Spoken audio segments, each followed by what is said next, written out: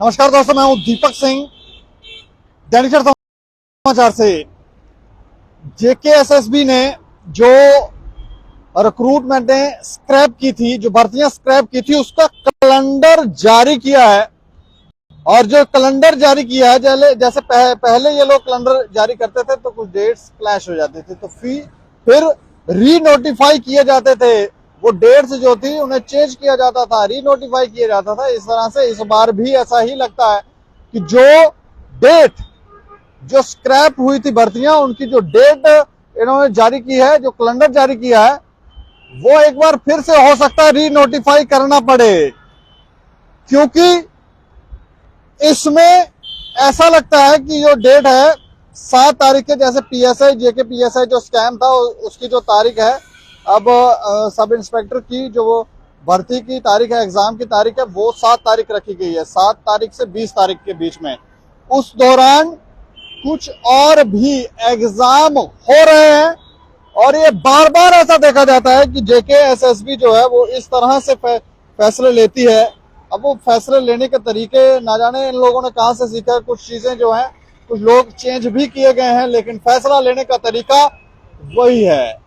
अब वो तरीका क्यों है, या फिर अंदर अभी भी कुछ ऐसे लोग हैं जो पुरानी डायरेक्शन है, या खाली नई बोतल में पुरानी वाइन जैसा इन्होंने हिसाब कर रखा है, ये सब है।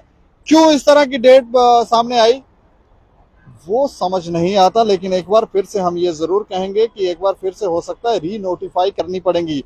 जो जल शक्ति विभाग की डेट्स इन्होंने अनाउंस की है वो 5 तारीख से 6 तारीख दिसंबर महीने की रखी है। इसके अलावा सब इंस्पेक्टर की इन्होंने 7 तारीख से 20 तारीख रखी है। उस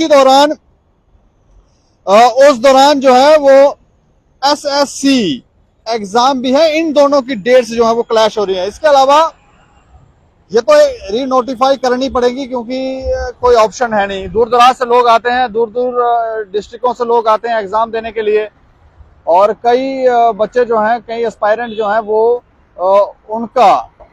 वो सब इंस्पेक्टर का भी एग्जाम दे रहे हैं और दूसरा भी अगर दे रहे हैं, उनकी डेट क्लैश हो गई तो वो क्या करेंगे। थोड़ा सा इस पर ध्यान देने की जरूरत है। लेकिन जो जिस स्कैम के सामने आने पर ये सारा रद्द कर दिया था, और कुछ कई सारे नाम आए थे जिनकी एफआईआर में नाम दर्ज थे, उन लोगों को ऐसा लगता है, जो हमारे सूत्र बताते हैं कि उन लोगों को ऐसा लगता है कि शायद उन्हें बचाने का प्रयत्न हो रहा है। और ये सब तब से हमें देखने को मिल रहा है जब से जो जेकेएसएसबी के एक मास्टरमाइंड थे डॉक्टर करनैल, उन्होंने जब से ये कहा है कि अगर वो फंसे तो फिर कोई नहीं बचेगा।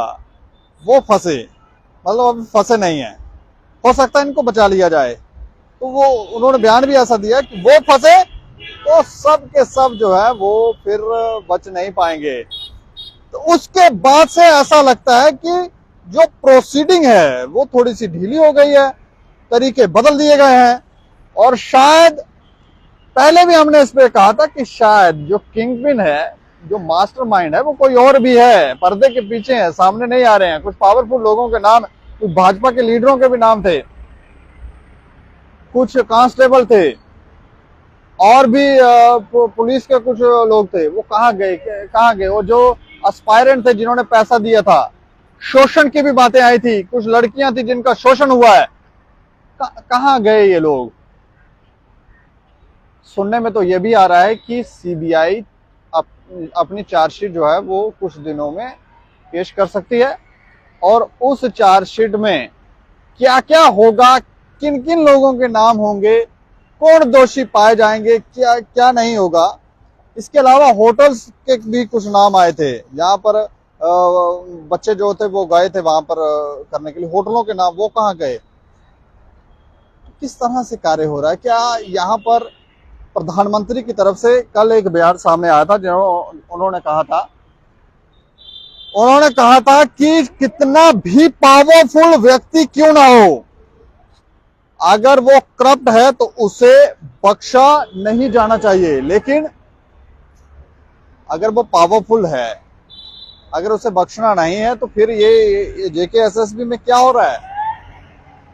जेकेएसएसबी ये जो पीएसएस रिक्रूटमेंट स्कैम है। इसमें क्या हो रहा है, ये फाइनेंस अकाउंट असिस्टेंट का जो भर्ती स्क्रैप की थी उसमें क्या हो रहा है, कौन लोग हैं पकड़े जाएंगे नहीं पकड़े जाएंगे। इसके अलावा हम आपको यह भी बताएं कि कुछ ऐसी कंपनीज हैं जो ब्लैकलिस्ट हैं, किसी और राज्य में उनको कोई टेंडर नहीं मिल रहा है, कोई स्थान नहीं मिल रहा है, तो वो जम्मू कश्मीर में उनको टेंडर मिल रहा है। पहले भी ऐसे ही देखने को मिला था, अब भी ऐसे ही देखने को मिल रहा है।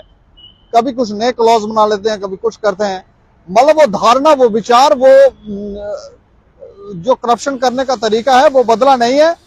और शायद जो मेन मास्टरमाइंड है, जो किंगपिन है, वो गिरफ्त में नहीं है, वो बाहर है।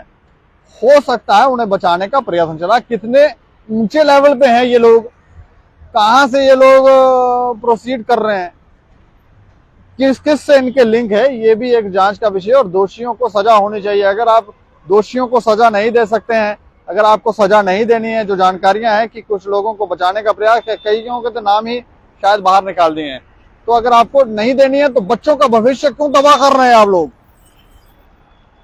इस खबर के ऊपर आप प्रतिक्रिया भी रखें और देखते रहें दैनिक सवेरा समाचार। मुझे और मेरे सहयोगी राजीव गुप्ता को दें इजाजत। नमस्कार।